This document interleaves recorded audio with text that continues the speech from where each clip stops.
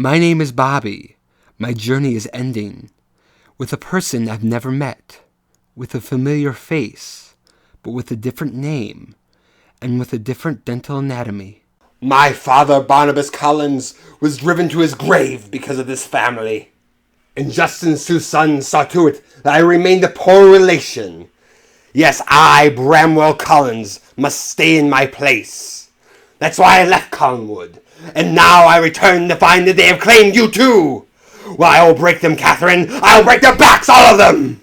Hi, I'm Bobby, and after years of reviewing Dark Shadows, we are finally at the final storyline of the original series, the 1841 Parallel Time Story, which are episodes 1198 to 1245 in DVD volumes 25 through 26. Now, before I commence with this review, I would like to dedicate this video to the loving memory of my favorite Dark Shadows fan, my Grandma T.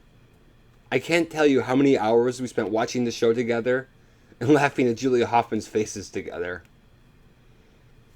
So this is how it all ends. Not with a bang, but with a Bramwell.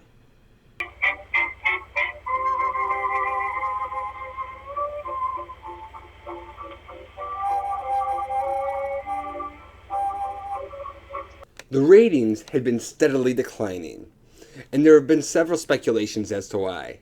Some people felt that it was because of the movie House of Dark Shadows was so violent that parents who took their kids to see it assumed the show was equally violent and wouldn't let their kids watch the show anymore.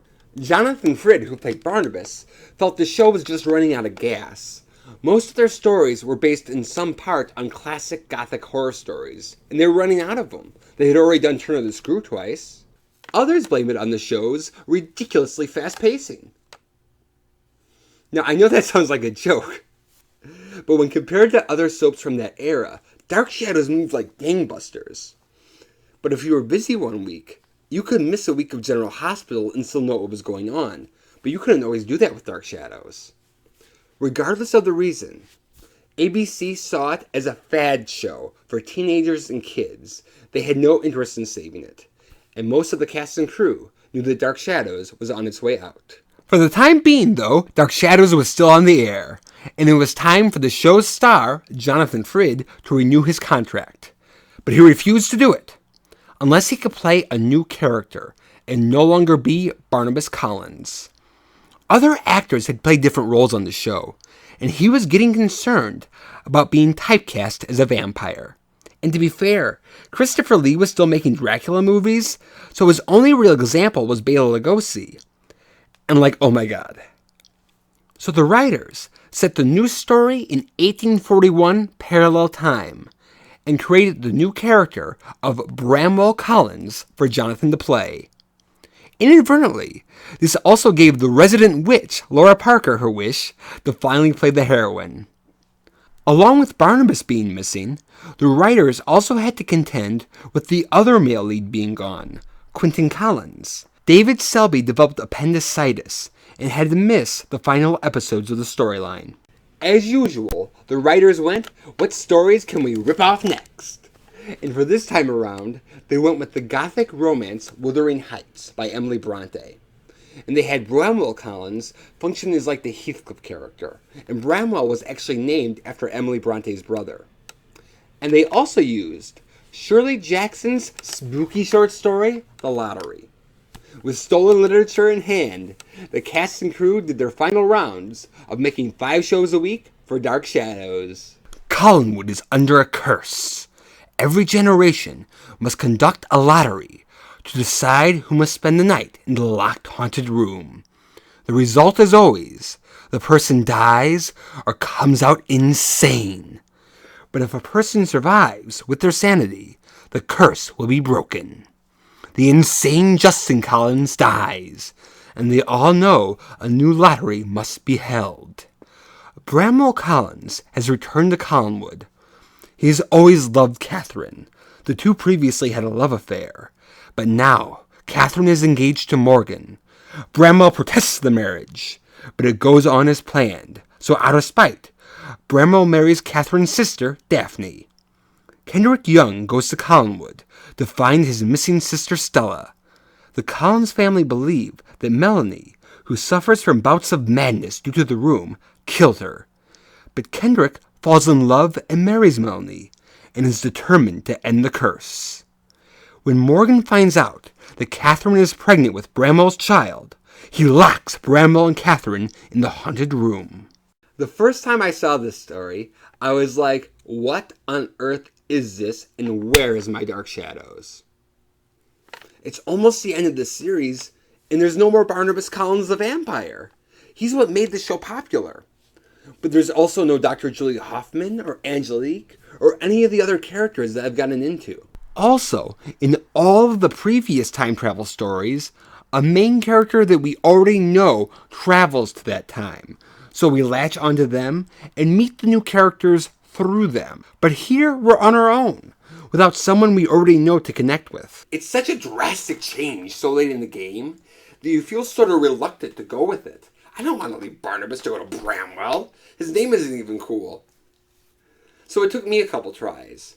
But once I had that open mind, I actually got into it. The story actually grabs you right away. There's this suspense, is Justin going to die or not? And this great mystery of the curse of the haunted room. It actually harkens back to the gothic mystery vibe of the beginning of the series, where everyone in town knows that Collinwood is haunted. There are locked rooms. And now we're uncovering what's inside. Do you remember the day you met Ezra Robinson in Collinsport? And he told you the long story about a locked room and a lottery that's held every generation. Everything he told you is true. It's spooky and suspenseful, and they milk it perfectly by showing us the power of the room. It makes people go crazy, it makes them get the plague. But we don't see what actually happens inside of it until the end, and it's worth the wait. Unfortunately, other things aren't.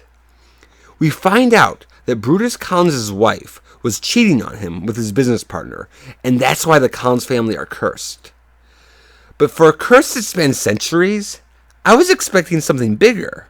They also do a subplot of who are the real parents of the adopted daughter Melanie Collins.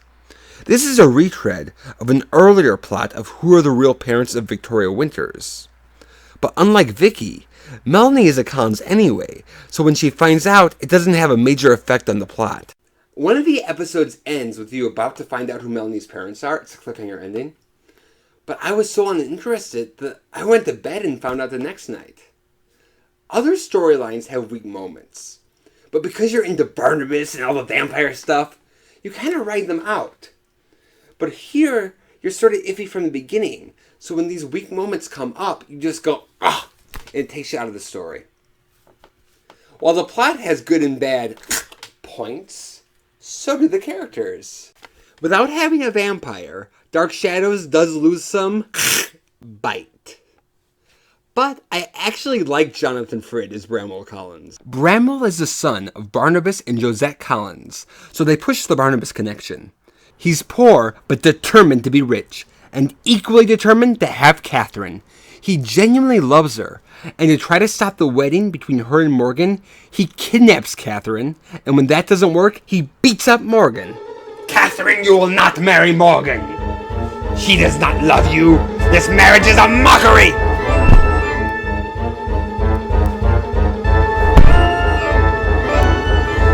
Catherine, you're coming with me. He'll always be a Batman to me. Jonathan is so classical and Shakespearean when he plays Barnabas that it's fun to see him play this more brash and aggressive character, and he brings a more natural acting style to it. Bramwell hates the Collins family, so he can be incredibly cruel. But they also show you that he has a heart, so you never know what he's going to do, and it's exciting every time he's on screen. Unfortunately, the same cannot be said for his arch-rival, Catherine's husband, Morgan Collins. Aside from Grayson, you make that money, Sam. Keith Prentice is in the highest number of episodes in the story, and is really the main character, but he's so self-righteous and stiff that he's hard to connect with. We have taught you nothing. You have always envied us. You've always wanted everything we have. Catherine was mine. She's not yours anymore. I get that you're supposed to be on Bramwell's side, but you should at least know what Catherine sees in Morgan. And when Morgan gets possessed or turns evil, it's not exciting because you didn't like him to begin with.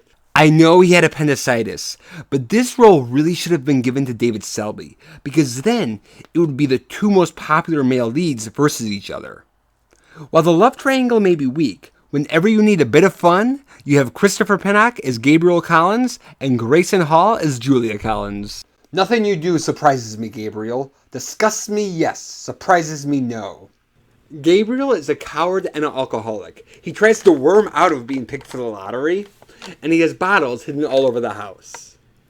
However, once he goes in the haunted room, he goes insane and becomes a murderer. So he is both dangerous and funny, and I am just crazy over every scene he's in. Then there's Grayson Hall as Julia Collins. This is the type of role that she excelled in. A tough, no-nonsense lady who always speaks her mind. And she really lets Kendrick Young have it. Mr. Young, I'm sorry there's nothing better to entertain you than the Collinsport Gazette. I'm sure you'd much prefer a private diary or some intimate letters. No one could do a snippy line like Grayson Hall. But under this tough exterior, she's actually vulnerable and has a heart. Now that I've talked about the cast, it's time to discuss how it all ends. After over 1,000 episodes, Dark Shadows ends in 1841 parallel time with none of the regular characters. So, obviously, this isn't the most satisfactory conclusion, but for what it is, they do a good job. As far as concluding the storyline, the suspense of wondering what happens in the locked room pays off. We finally see it, and it's exciting and spooky. Bramwell and Catherine are the two that are in there, so it's two characters we care about. Now, they use some spooky music and some special effects, but what really sells it is the acting. Catherine keeps getting possessed, and the ghost of Brutus keeps choking Bramwell. He's here with us! Brutus, show your face to me! Show yourself, Brutus! He's choking me! I can't breathe!